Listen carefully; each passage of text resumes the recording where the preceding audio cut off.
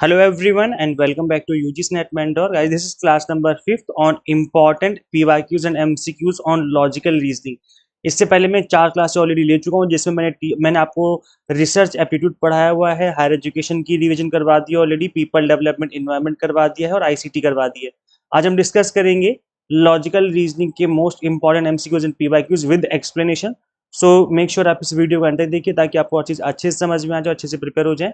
This is about me, जैसे कि आप सभी को पता होगा, अभी तक आपने इस चैनल को सब्सक्राइब नहीं किया है, सो मेक श्योर आप इस चैनल को सब्सक्राइब कर लें ताकि आपको अपकमिंग वीडियोस के सभी नोटिफिकेशन मिलते रहें। 2 वीडियोस जो कि मैं आपको रिकमेंड करना चाहूंगा, एक है यूजीसी नेट की फॉर्म फिलिंग कैसे करनी है, बिकॉज कई बार फॉर्म फिल करने में आप लोग मिस्टेक कर देते हैं, फिर एग्जाम वाले दिन प्रॉब्लम आती है, फिर सर्टिफिकेट में इशू हो जाता है। सो इस वीडियो को देखिए बिना आप फॉर्म फिल ना करें, बिल्कुल भी फॉर्म फिल ना करें, मैं सच बता रहा हूँ, लास्ट टाइम भी काफी प्रॉब्लम हो गई थी स्टूडेंट्स को। सो इस वीडियो को देख लीजिए टाइम निकाल करके, उसके बाद ही फॉर्म फिलिंग करें। इसके अलावा पेपर 1 में मोस्ट स्कोरिंग टॉपिक कौन से हैं, इसके ऊपर भी मैंने वीडियो बना दी है, मिनिमम टाइम में अच्छा आप स्कोर कर सकते हैं। सो इसके रिगार्डिंग मैंने ऑलरेडी वीडियो बना दी है, दोनों वीडियो चैनल पे अवेलेबल है, तो चैनल पे विजिट करके आप देख सकते हैं। अदरवाइज इसके लिंक में आपको डिस्क्रिप्शन बॉक्स में कमेंट बॉक्स में दे दूंगा। अदरवाइज यहाँ पे आप देख सकते हो कि वीडियोस जो है यहाँ पर इस तरीके से चैनल पे भी अवेलेबल है। सो इन वीडियोस को जरूर गो थ्रू करें। टेलीग्राम, इंस्टाग्राम, फेसबुक पे आप हमें फॉलो कर सकते हो। इन सभी के जो सोशल मीडिया हैंडल्स हैं वो मैंने अपने इसी वीडियो के डिस्क्रिप्शन बॉक्स कमेंट बॉक्स में दे दिए हैं। इसके अलावा हमने पेपर 1 का एग्जाम टारगेटेड 2 मंथ का टारगेटेड क्रैश कोर्स भी स्टार्ट किया जो कि बायलिंगुअल है, तो आप इसको भी इनरोल कर सकते हैं। इससे मिनिमम टाइम में आपकी अच्छे से प्रिपरेशन हो जाएगी, कंप्लीट कंटेंट आपका कवर हो जाएगा मिनिमम टाइम में, complete video lectures, 100 mock test, PDF notes मिल जाएंगे आपको यहाँ पर। Paper 1 commerce, management, pol science, इन सभी के 2 month exam targeted courses available करवा दिए गए हैं, प्लस इन सभी के कॉम्बो कोर्स भी हमने आपको एग्जाम टारगेटेड 2 मंथ के ड्यूरेशन में अवेलेबल करवा दिए। सो करना है कि आपको सिंपली गूगल प्ले स्टोर से एग्जाम और ऐप इंस्टॉल कर लेनी है। अगर आप iOS यूजर है तो उसका लिंक आपको इसी वीडियो के description box and comment box में देखने को मिल जाएगा। ओके, सो फर्स्ट क्वेश्चन आपकी स्क्रीन पे, in a certain coding language chemistry is written as DGFLJRUQZ, then in the same code geometry will be written as. तो आपको यहाँ पर कोडिंग डिकोडिंग से जो रिलेटेड क्वेश्चन बनते हैं आपके एग्जाम में, वो आपका क्वेश्चन कुछ इस तरीके से भी हो सकता है, जिसमें केमिस्ट्री का कोडिंग आपको इस तरीके से गिवन है, आपको बतानी ज्योमेट्री की कोडिंग के बारे में। इस तरह के जो क्वेश्चन होते हैं इसमें आपको अल्फाबेट को आइडेंटिफाई करना होता है कि कौन सा अल्फाबेट किस अल्फाबेट के बाद आ रहा है, और यहाँ पर क्या रिवर्सिंग ऑर्डर में गिवन है या फिर किस किस कनेक्शन के साथ इन दोनों को यहाँ पर एज ए कोड किया हुआ है। तो कई बार चीज़ों को ऑब्जर्व करने से चीज़ें समझ में आ जाती हैं। अगर आप ध्यान से ऑब्जर्व करेंगे तो यहाँ देखेंगे सी के बाद डी आ रखा है, फिर उसके बाद यहाँ पर जी के बाद एच आ रखा है, फिर यहाँ पर ई के बाद एफ आ रखा है, फिर यहाँ पर एल के बाद एम आ रखा है, फिर आई के बाद यहाँ पर आर आ रखा है, आई के बाद जे आ रखा है, फिर यहाँ पर आर के बाद एस आ रखा है, फिर टी के बाद यू आ रखा है, फिर क्यू के बाद आर, वाई के बाद जेड। मतलब यहाँ पर क्या है, पहले +1 है, फिर -1 है, फिर +1 है, फिर -1 है, फिर +1 है, फिर -1 है। इस तरीके से आप यहाँ पर कंप्लीट अल्फाबेट को कोड जो है कोड कर सकते हैं। इस तरीके से कोडिंग यहाँ पर गिवन है। तो इसी सेम फॉर्मेट में हम ज्योमेट्री को भी करेंगे। तो जैसे हमने देखा कि सी के बाद डी यहाँ पर कोड किया हुआ है, तो जी के बाद क्या आता है, जी के बाद आता है एच। इसका मतलब जो पहला लेटर होगा वो एच से होगा। तो देखेंगे एच तो चारों में है, ठीक है, आगे देख लेते हैं। इसके बाद यहाँ पे क्या था कि यहाँ पर अब उल्टा उल्टा चल रहा है, यहाँ पर कोड में जो गिवन है जी, जी के बाद क्या आता है, एच आता है, मतलब उल्टा चल रहा है हमें। तो जो कोड में गिवन है उसके अपोजिट हमें चाहिए ई। तो किस अल्फाबेट से पहले ई आता है, सबको पता है यहाँ पर डी से पहले ई आता है ना। तो यहाँ पर डी यहाँ पर है, डी यहाँ पर है और डी यहाँ पर है। इसका मतलब ये तो ऑप्शन नहीं हो सकता क्योंकि यहाँ पर एल गिवन है, तो ये हमने काट दिया। इसके बाद इसी तरीके से आप आगे बढ़ते जाएंगे।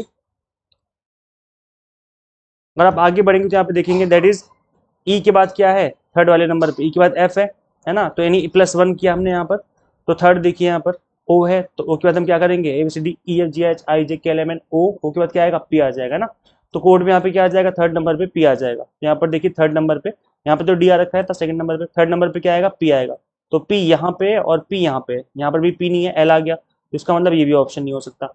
इसी तरीके से आप इन दो, जब आप आगे इस तरीके से कोड करते जाएंगे तब आपको पता चलेगा कि जो इसका राइट आंसर है वो क्या है। इस क्वेश्चन का राइट आंसर हो जाएगा ऑप्शन नंबर 4th। ठीक है, अब इसका जो एक्सप्लेनेशन है वो मैंने नेक्स्ट पेज पे भी आपको एक्सप्लेन करके रखा हुआ है, तो आप यहाँ से भी इन चीज़ों को गो थ्रू कर सकते हैं। जैसे आपको दिख रहा होगा कि जैसे केमिस्ट्री था, इसको इन्होंने कोड कर रखा था इस तरीके से, तो हमने ज्योमेट्री को कोड कर दिया इस तरीके से। यहाँ पे आपको दिख रहा होगा पहले +1 फिर -1 +1 -1 इस तरीके से किया हुआ है। ऐसे हमने यहाँ पर ज्योमेट्री को +1 -1 करके अल्फाबेटिकली ऑर्डर में हमने इसको कोड कर दिया। ठीक है, सो इसका आंसर इजिली हमने इस तरीके से इसको निकाल लिया। अब अगर थोड़ा सा भी आप कॉमन सेंस लगाएंगे तो आप इजीली इस तरह के क्वेश्चन सॉल्व कर सकते हैं, और एग्जाम में इसका आंसर भी आपका आपको आपका जल्दी ही निकल जाएगा। मतलब जो आपके 2 मार्क्स है वो भी आपको फटाफट से 2 मिनट के अंदर अंदर यानी 1 मिनट के अंदर अंदर मिल जाना चाहिए यहाँ पर। चलो गाइस नेक्स्ट क्वेश्चन कर लेते हैं। नेक्स्ट क्वेश्चन है which one of the following schools has not accepted अनुमान that is inference as a valid source of knowledge. तो यहाँ पर कुछ स्कूल्स गिवन है, school of thoughts of schools given है, स्कूल ऑफ थॉट्स गिवन है। तो यहाँ पर आपको बताना है कि अनुमान जो है वो किस स्कूल के अंदर as valid source of knowledge नहीं है ना, नॉट एक्सेप्टेड लिखा हुआ है। अद्वैता वेदांता, अद्वैता वेदांता के अंदर तो 6 के 6 प्रमाणास को एक्सेप्ट किया गया है, तो ये तो हो नहीं सकता। विशिष्टता विशिष्टतावैता, इसके अलावा चरवाक हो गया और संख्या हो गया। तो इनके नाम थोड़े से अजीब से हैं, बट कोई बात नहीं, आपको याद तो करनी पड़ेंगे, समझना पड़ेगा इनको। सो गाइस इस क्वेश्चन का राइट आंसर हो जाएगा option number 3 that is Charvaka. अभी चरवाक जो है इसको हम थोड़ा समझ लेते हैं कि चरवाक है क्या और इसको इसकी स्टार्टिंग कब हुई। सो चरवाक, यहाँ पे आप देख सकते हो that Charvaka has not accepted अनुमान inference as a valid source of knowledge. Charvaka was philosophical school of thought developed in India 600 BC, stressing materialism as the means by which one understand and lives in the world। सो क्या बोला जा रहा है that Charvaka एक दार्शनिक विचारधारा थी जो भारत में लगभग 600 ईसा पूर्व विकसित हुई थी, जिसमें भौतिकवाद पर जोर दिया गया था। याद रखिए भौतिकवाद पर जोर दिया गया था। इसमें ऐसा नहीं कि एकदम एकदम से आपका सुपरनेचुरल पावर को ये एकदम एक्सेप्ट कर लेंगे, ऐसी भौतिकवाद मतलब जो दिखता है वही होता है, वो वाली बात है कि अगर सामने दिख रहा है इंसान जिंदा है तो वो जिंदा है, इंसान मर गया तो मर गया। भौतिक चीजों को पे ये बिलीव करते थे क्योंकि यह वह साधन है जिसके द्वारा व्यक्ति दुनिया को समझता है और उसमें रहता है। Charvaka vision rejected all super natural claims. तो यहाँ पे आप भी देख सकते हो कि जो इनका विजन था इन्होंने रिजेक्ट कर दिया जितने भी सुपर नेचुरल क्लेम्स होते हैं, मतलब गॉड को, रिलीजियस को, all religious authority and scripture, the acceptance of inference and testimony in establishing truth and many religious ritual और ट्रेडिशन। तो यहाँ पर इन्होंने क्या किया दैट सभी अलौकिक दावों, सभी धार्मिक प्राधिकरणों और शास्त्रों सत्य की स्थापना में अनुमान और गवाही की स्वीकृति की और किसी भी धार्मिक अनुष्ठान या परंपरा को अस्वीकार कर दिया। यहाँ पर ये बोला जा रहा है कि जो भी ये मतलब जो रीजनिंग थी ना इनका, उसके बेस पे चीजों को ये सत्य मानते थे, है ना। सत्य की स्थापना में अनुमान और गवाही की स्वीकृति और किसी भी धार्मिक अनुष्ठान परंपरा को अस्वीकार कर दिया। यहाँ पर अनुमान वाली जो चीज थी उसको बिल्कुल ही इन्होंने अनएक्सेप्टेबल बना दिया। तो जो चीजें भौतिक है जो दिख रही है बस वही है, अनुमान वाली कोई चीज यहाँ पर नहीं है, ऐसा इन्होंने बताया। जैसे हम कहते हैं ना अनुमान हम लगा रहे हैं, तो वो जो चीज है उसको यहाँ पर इन्होंने बिल्कुल खत्म कर दिया। ओके सो गाइस देख लेते हैं हम लोग एक बार। As per Advaita Vedanta philosophy 6 प्रमाणास होते हैं और 6 के 6 प्रमाणास आपको पता होनी चाहिए बिकॉज इंपॉर्टेंट है ये।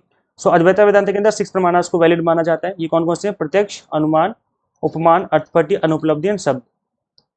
विशिष्ट द्वैता में that does not dispute the validity of other pramanas, it just says that there are 3 independent pramanas, namely pratyaksh, anuman and shabd. Other pramanas are reducible to these 3। तो यहाँ पर विशिष्टता वेता ने ये बोला कि जो 6 प्रमाणास हैं इसमें केवल 3 प्रमाणास ही होते हैं। इन्होंने किसी को रिजेक्ट नहीं किया, इन्होंने कहा 3 प्रमाणास होते हैं, प्रत्यक्ष, अनुमान और शब्द।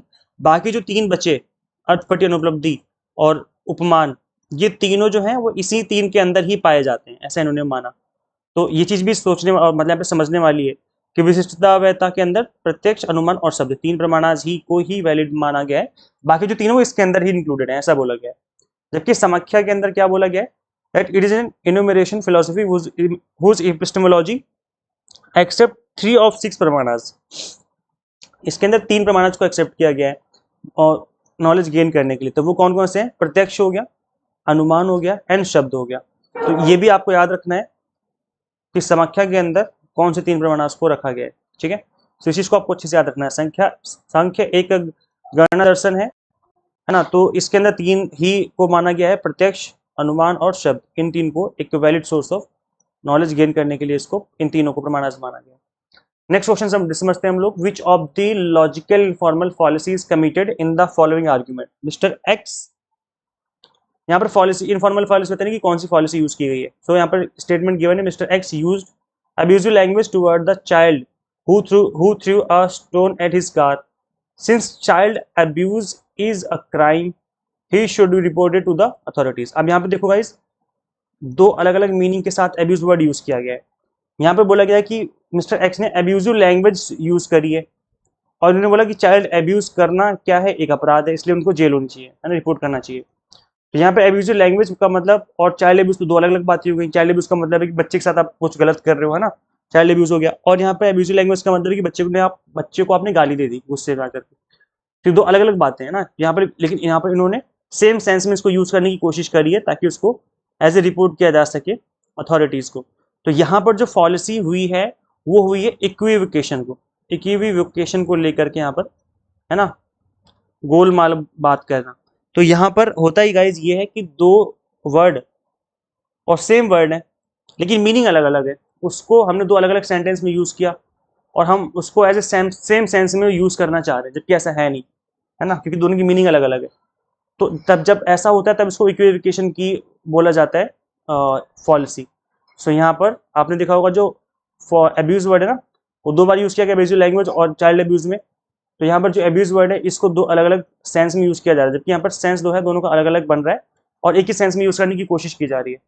तो इस केस में जो है इक्विवोकेशन की पॉलिसी बन जाती है। Equivocation occurs when a word or phrase is used with two or more different meaning in an argument leading to a misunderstanding or false conclusion. तो यहाँ पर हमने दो अलग अलग मीनिंग में यूज करने की कोशिश करी है यहाँ पर, है ना।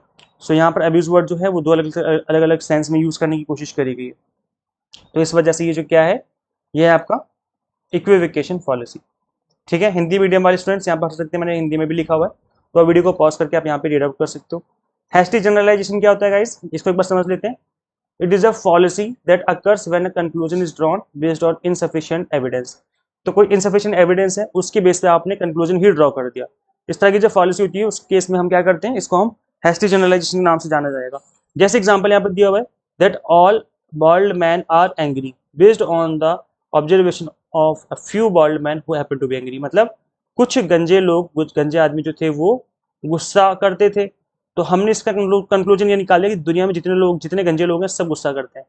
ये चीज़ गलत है ना, ऐसा तो नहीं है कि सब दुनिया के सारे गंजे लोग ही गुस्सा करते हैं, कुछ गंजे गुस्सा करते थे, इस वजह पे हमने इस तरह का कंक्लूजन निकाल दिया। ऐसे में एक एग्जाम्पल और दे देता हूँ इसका, कि एक हॉस्टल है, कुछ हॉस्टल के कुछ बच्चे जो है नालायक हैं, कुछ 4-5 बच्चे नालायक हैं, जो जाते हैं रोड पर हल्ला गुल्ला करते हैं और हल्ला मचाते हैं, शोर करते हैं। अब वहां से आप मिस्टर एक्स कोई है जा रहे थे, है ना, अब उसने देखा कि ये बहुत हल्ला मचा रहे हैं, 4-5 लड़के बहुत बदतमीज हैं, फिर आपने देखा कि यार ये जो बच्चे हैं वो इस हॉस्टल के हैं, जो किस हॉस्टल का नाम है एबीसी। तो अब आपको क्या लगेगा जी कि एबीसी हॉस्टल के बच्चे बहुत गंदे होते हैं, बदतमीज होते हैं, है ना। तो अब ये जो अगर आपने ऐसा जनरलाइजेशन, अगर आपने ऐसा कोई कंक्लूजन निकाला तो इसका मतलब गलत कंक्लूजन निकाल लो, क्योंकि उन 4-5 बच्चे की वजह से आप 100 बच्चों को गलत नहीं कह सकते, है ना। तो ये हैस्टी जनरलाइजेशन होता है कि अगर कुछ लोगों की वजह से, जो गलत लोग हैं उनकी वजह से आप पूरी की पूरी फौज को, पूरी के पूरे ग्रुप को आप गलत नहीं कह सकते, है ना। तो इस तरह की जो पॉलिसी होती है उसको हम हैस्टी जनरलाइजेशन के नाम से जानते हैं। और इस तरह की पॉलिसी पॉलिटिकल पार्टीज बहुत यूज करते हैं। पॉलिटिकल पार्टीज जो हैं छोटे से ग्रुप को दिखा के कहते हैं कि पूरा ग्रुप ही देखो सब पूरा का पूरा ग्रुप ही खराब है, तो ये चीज़ तो गलत हो जाएगी। अगर अच्छा आप देखो, फॉर्मल एंड इनफॉर्मल पॉलिसी मैंने बहुत डिटेल में पढ़ाया हुआ है और इसके पार्ट 1 पार्ट 2 दोनों करवाए हुए हैं। मतलब मैंने यहाँ पर एक्सप्लेनेशन दिया हुआ है थ्योरीज का, प्लस मैंने यहाँ पर एमसीक्यूज के थ्रू एक्सप्लेन भी किया हुआ, दोनों चीज़ें करवाई हुई, थ्योरी भी है एमसीक्यूज भी है। तो आपको कंप्लीट पॉलिसी समझनी, जितने भी टाइप्स की पॉलिसीज होती हैं, तो आप इन क्लासेस को अटेंड कर लीजिए। कुछ 26 मिनट की क्लास है, ये भी कुछ ऐसे कुछ 20-25 मिनट की क्लास पड़ेगी। तो क्लास नंबर 14, क्लास नंबर 15 है यूट्यूब पे फ्री ऑफ कॉस्ट अवेलेबल है, आप इसको आप अटेंड कर सकते हो। ये मिलेगी आपको इंपॉर्टेंट टॉपिक सीरीज के अंदर, दोनों ही इंपॉर्टेंट टॉपिक सीरीज का पार्ट है, क्लास नंबर 14-15। इस सीरीज का लिंक मैं आपको इसी वीडियो के description box and comment box में दे दूंगा। इन टॉपिक्स के अलावा भी काफी इंपॉर्टेंट टॉपिक्स मैंने इस सीरीज के अंदर करवाए हुए हैं, तो इस सीरीज को आप फॉलो करते हुए मिनिमम टाइम में आप इंपॉर्टेंट टॉपिक कवर कर सकते हैं। इनफैक्ट पेपर 1 के जितने भी इंपॉर्टेंट टॉपिक है, ऑलमोस्ट ज़्यादा से ज़्यादा टॉपिक मैंने इस सीरीज के अंदर कवर करने की कोशिश करी है। तो इस सीरीज को फॉलो करिए, इसका लिंक मैं description box and comment box में भी पिन कर दूंगा। नेक्स्ट क्वेश्चन है, the daily news carried on an article that this morning about some local teenagers who were arrested on charges of drug position, so teenagers these days are nothing but a bunch of junkies. अब देखो यहाँ पे क्या हुआ, ये एक policy commit करेगी, उसको बताना कि कौन सी पॉलिसी है। डेली न्यूज ने आज सुबह कुछ स्थानीय किशोरों के बारे में एक लेख प्रकाशित किया जिन्हें नशीली दवाओं के कब्जे के आरोप में गिरफ्तार किया गया था। तो किशोर इन दिन नशेड़ियों के झुंड के अलावा कुछ और नहीं रह गए हैं, सब नशेड़ी बन गए। तो अगर आप कंक्लूजन निकालते हो तो एक पॉलिसी है, क्योंकि यहाँ पर आप देख पा रहे होंगे कि सम लोकल टीनेजर्स की बात की जा रही है, मतलब कुछ लोकल टीनेजर जो हैं उनके पास ड्रग्स मिले हैं। अब आप ये कह रहे हो कि आजकल जितने भी यूथ है हमारे इंडिया का, सब ज़्यादातर जो है ड्रग एडिक्ट बन गए हैं, तो क्या ये बात सही है? ये बात तो गलत हो गई ना, कि अगर कुछ किशोर गलत हैं जो ड्रग्स लेते हैं, इसका मतलब ये नहीं कि पूरा इंडिया का यूथ ही गलत है, सब लोग ड्रग्स ले रहे हैं, तो ये चीज़ तो गलत हो गई। तो यहाँ पर कौन सी पॉलिसी होगी? I think most of the students यहाँ पे आंसर कर पाएंगे अब, क्योंकि मैंने पिछली स्लाइड में इसी को एक्सप्लेन किया था so right answer is hasty generalisation, ठीक है, क्योंकि यहाँ पर एक कुछ ग्रुप की वजह से आप पूरे ग्रुप को या पूरी इंडिया के यूथ को आप गलत नहीं कह सकते, है ना। सो इस तरह का कोई भी अगर पॉलिसी कमिट की जाएगी तो वो क्या कहा जाएगा, सामान्यकरण की पॉलिसी, ठीक है। इसके अलावा आप यहाँ पे देख पा रहे हो that argument against the person that is add hominem, तो ये किसी पर्सन के ऊपर अटैक करना, अगर अगर आप किसी पर्सन के ऊपर पर्सनल अटैक कर रहे हो तो एड होमिनम कहलाती है और उस केस में भी इसको एक पॉलिसी माना जाता है। चलो गाइस नेक्स्ट क्वेश्चन करते हैं, फटाफट से समझते हैं कि नेक्स्ट। अच्छा, एक बार मैंने हैस्टी जनरलाइजेशन पहले भी एक्सप्लेन किया हुआ है और यहाँ पे दोबारा से लिखा हुआ है, तो आप चाहे पढ़ सकते हैं। हैस्टी जनरलाइजेशन वही होती है कि जब आप एक छोटे से ग्रुप की वजह से कंप्लीट ग्रुप को गलत मानने लग जाते हो। नेक्स्ट क्वेश्चन है identify the policy committed in the argument, the policy suggested by him have no merit since he was once charged by embezzlement, है ना। तो क्या बोला जा रहा है दैट इस तरह की में कौन सी भ्रांति बतानी आपको पहचाननी है। उनके द्वारा सुझाई गई नीतियों में कोई दम नहीं है क्योंकि उन पर एक बार गबन का आरोप लगाया गया था। तो अगर कोई एम्बेजलमेंट करता है, कोई गलत काम करता है जो कि गलत काम है, तो इस केस में अगर कोई पॉलिसी सजेस्ट करता है जो कि अच्छी है पॉलिसी, आप सिर्फ इस वजह से उन पॉलिसी को कह रहे हो कि उसमें वो पॉलिसी अच्छी नहीं है, कोई मेरिट नहीं है, क्योंकि वो एम्बेजलमेंट में फंस गया था एक बार। तो अगर किसी ने मनी का मिसयूज किया, गलत काम किया उसको मनी का यूज करते हुए, तो उस केस में फिर अगर उसने कोई अच्छी पॉलिसी बनाई बाद में और आप इस बेसिस पर उन पॉलिसीज को कहते हो कि खराब है पॉलिसी क्योंकि उसमें कोई मेरिट नहीं है, ये बोल के आप मना कर देते हो, बट जस्ट बिकॉज कि उसने इन्वेस्टमेंट किया था पिछले टाइम में, पिछले कुछ सालों में, तो ये किस तरह की पॉलिसी कहलाएगी, है ना। तो अगर सपोज करो जो पॉलिसीज बनाई वो अच्छी हैं, लेकिन इम्बेजलमेंट की वजह से, मतलब उसके फंड के गलत यूज करने की वजह से, उसके क्राइम की वजह से अगर आप बोल देते हो कि पॉलिसीज जो हमारे इसने गलत है, बिना पढ़े बिना समझे बिना पॉलिसीज को जाने, तो ये किस तरह की पॉलिसी कहलाएगी, ये पॉलिसी कहलाएगी आपकी आर्ग्यूमेंट एड होमिनम, ये सुनो, है ना। क्यों, क्योंकि यहाँ पर आप एक पर्सनल अटैक कर रहे हो। कोई पर्सन कैसा है, मैंने माना कि कोई पर्सन शराबी है, ठीक है, शराबी, एक एग्जांपल देता हूँ, पर्सन शराबी शराब पीता है, रात को घर जाके शराब पीता है, लेकिन जब वो कंपनी में आता है, कोई कंपनी है एक्स लिमिटेड, उस कंपनी का एक मैनेजर है, वो इतनी धांसू पॉलिसी बनाता है कि कंपनी एकदम दिन दोगुनी रात चौगुनी तरक्की कर रही है। अब किसी का नया नया रिक्रूटमेंट होता है, कोई मिस्टर ए आता है कंपनी में, एक नया एम्प्लॉय है, वो इस मिस्टर एक्स की पॉलिसी इसलिए नहीं मान रहा है क्योंकि वो शराबी, उसको पता चल गया कि शराब पीता है, इस वजह से कह रहा है कि इसकी पॉलिसी खराब है। तो यहाँ पर मिस्टर ए गलत हुआ ना, क्योंकि आप उस पर पर्सनल अटैक कर रहे हो। भाई रात को वो क्या कर रहा है, दारू पीता नहीं पीता, या रात को ड्रग्स लेता नहीं लेता, आप उसके ऊपर पर्सनल अटैक कर रहे हो और उसकी पर्सनल चीजों को आप प्रोफेशनल से जोड़ रहे हो। भले प्रोफेशनली वो सही कर रहा है, पॉलिसी सही बना रहा है, सब कुछ सही चल रहा है, लेकिन ड्यू टू कि वो शराब पीता है रात में जाकर के, इस वजह से आप उसकी पॉलिसीज को गलत बता रहे हो। तो इस तरह का कोई जब पॉलिसी कहलाएगी तो कहलाया जाएगा आर्गुमेंट एड होमिनम, मतलब आप पर्सनल अटैक कर रहे हो, उसकी पर्सनल इश्यूज की वजह से आप उसकी बातों को इग्नोर कर रहे हो, नहीं मान रहे हो, है ना। तो इसे कहा जाएगा एड होमिनम वाली policy. So it uses personal attacks rather than logic. This policy occurs when someone reject or criticize another point of view based on the personal characteristics। तो किसी का बैकग्राउंड देख करके या किसी का फिजिकल अपीयरेंस कि भाई कोई मोटा है कोई काला है, इस वजह से इसकी पॉलिसी अच्छी नहीं है ना। कोई इनरिलेवेंट, कोई नॉन रिलेवेंट ट्रेड्स की वजह से, या कोई किसी पर्टिकुलर कास्ट का है या पर्टिकुलर रिलीजन का है, इस वजह से आपको वो पसंद नहीं है, तो ये चीज़ तो गलत है ना। क्योंकि हो सकता है कि वो अच्छा हो सकता है वो अच्छा पढ़ाता हो या अच्छे से काम कर तो अच्छी पॉलिसी बनाता हो, लेकिन आप उसके पर्सनल चीज़ों पर अटैक करके अगर आप इस बात को मान रहे हो कि कुछ अच्छा, उसकी पढ़ाई अच्छी नहीं है, फिर उसकी पॉलिसी अच्छी नहीं है, तो ये चीज़ तो गलत हो गई ना। तो फिर इसी पॉलिसी को कहा जाएगा एड होमिनम की पॉलिसी। यहाँ पर आप उसके ऊपर पर्सनल अटैक कर रहे हो, उसकी पर्सनल कैरेक्टरिस्टिक्स के ऊपर जा करके उसकी बातों को नहीं मान रहे हो, है ना। अच्छा, ये क्वेश्चन मैं आप सभी को होमवर्क देना चाहूंगा क्योंकि मुझे लगता है कि आप लोगों को होमवर्क देना भी चाहिए। तो ये क्वेश्चन एक होमवर्क में जाएगा आपके, आप मुझे कमेंट करके बताओ कि इसका आंसर क्या होगा। नेक्स्ट 2 टर्म क्या होंगे इस प्रोग्रेशन के, तो नंबर है 60, 30, 20, 15। अब बताओ जो नेक्स्ट 2 टर्म बताने कि 10 और 5 होगा, 4 2 का 10 8 हो गया, 12 10 होगा। चलो कमेंट करके बताओ कि इसका राइट आंसर क्या होगा नेक्स्ट 2 टर्म, इसमें कौन सा ऑप्शन नंबर राइट है। देखते हैं कितने स्टूडेंट्स इस क्वेश्चन को कर पाते हैं, तो फटाफट कमेंट करके जरूर बताओ, देखते हैं कितने स्टूडेंट्स इस क्वेश्चन का आंसर निकाल पाते हैं। अब गाइस देखो, जैसे मैं आपको पढ़ा रहा था आज, इसी तरीके से मैंने पेपर 1 के ऑल 10 यूनिट्स आपको एग्जाम टारगेटेड कवर करवाए हुए हैं। यहाँ पर पेपर 1 का 2 मंथ का एग्जाम टारगेटेड कोर्स आप इनरोल कर सकते हैं। कंप्लीट कंटेंट आपको बाइलिंगुअल मिलेगा, यहाँ पर कंप्लीट वीडियो लेक्चर्स मिलेंगे आपको बाइलिंगुअल, 100 मॉक टेस्ट मिलेंगे, पीडीएफ नोट्स मिलेंगे जिनको आप डाउनलोड कर सकते हो। पेपर 1 के अलावा कॉमर्स मैनेजमेंट पॉल साइंस की भी हमने 2 मंथ की कोर्सेज अवेलेबल करवा दी हैं, प्लस इन सभी के कॉम्बो कोर्स भी हमने आपको 2 मंथ के वेरिएशन में ड्यूरेशन में अवेलेबल करवा दिए हैं। तो यहाँ पर आप मिनिमम टाइम में, आई मीन 60 डेज में complete exam targeted content cover कर सकते हो। ये जो बैचेस हैं सबके सब सुपर फास्ट बैच हैं, आप मिनिमम टाइम में कंप्लीट कंटेंट कवर कर पाएंगे, बिकॉज कंप्लीट कंटेंट को हमने मिनिमम टाइम में एक्सप्लेन किया हुआ है। सो विदाउट डिले करते हुए अभी भी अगर आप एग्जाम टारगेट स्टडी करें तो इस एग्जाम को आप अभी भी क्रैक कर सकते हो। अभी भी आपके पास मौका है, 60 डेज बहुत होते हैं और अभी भी इस एग्जाम को क्रैक किया जा सकता है। सो गाइस करना कि आपको सिंपली गूगल प्ले स्टोर से एग्जाम मेंटर ऐप इंस्टॉल कर लेनी है। अगर आप iOS यूजर है तो उसका लिंक आपको इसी वीडियो के description box and comment box में अलग से देखने को मिल जाएगा। So thank you so much for watching this video. Share जरूर करें इस वीडियो को ज़्यादा से ज़्यादा, जिस भी ग्रुप में आप ऐड हो, जो भी आपके फ्रेंड्स प्रिपरेशन कर रहे हैं, ताकि सभी तक ये वीडियो पहुंच सके। Subscribe for UGC update and assistant professor job updates. Guys मिलते हैं हम लोग नेक्स्ट वीडियो में। Till then keep watching UGC NET mentor. Thank you so much.